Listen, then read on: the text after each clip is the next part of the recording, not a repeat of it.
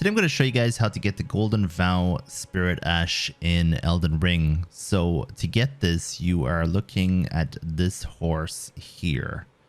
And this horseman is going to be pretty much near this broken part of the bridge. Usually how I get here is I go to the War Master's Shack, which is in Limgrave. And then I go up to the Colosseum, which is a pretty big structure. You can't really miss it. So it's just slightly to the north of the War Master's Shack.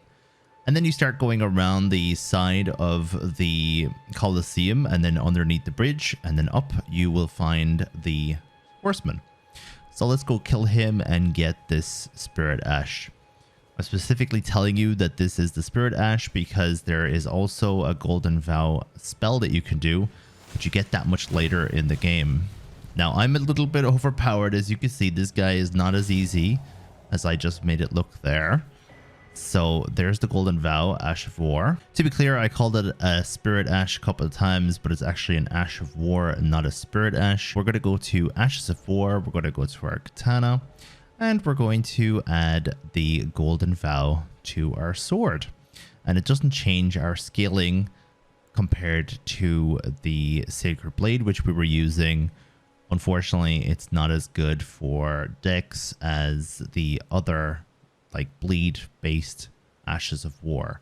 But we're just looking at Golden Vow right now, so we're going to put that on with Sacred and we're going to use it. So Golden Vow pretty much makes us have a buff before we start to fight, and unfortunately it doesn't put wholly onto our sword, so that's the only downside of this versus Sacred Blade. And this is going to give us a damage of 11.5% damage increase and a 7.5% damage negation, so it's very good for damage up and it's also very good for damage negation.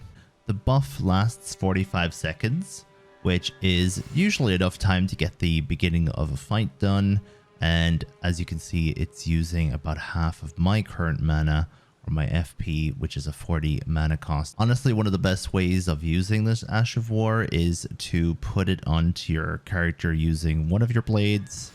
And because it doesn't affect the blade itself, switch out to your other blade, which is going to do something else. For example, I have this one with Bloody Slash, which is going to do a lot of bleed damage, but I also get the buffs of the Golden Vow. So honestly, great way to just put this onto a nice light weapon, use it, and then switch over to a different weapon that does more damage. So thank you very much for watching today's video. Let me know what you think of it. Let me know if any questions, and I'll see you in the next one.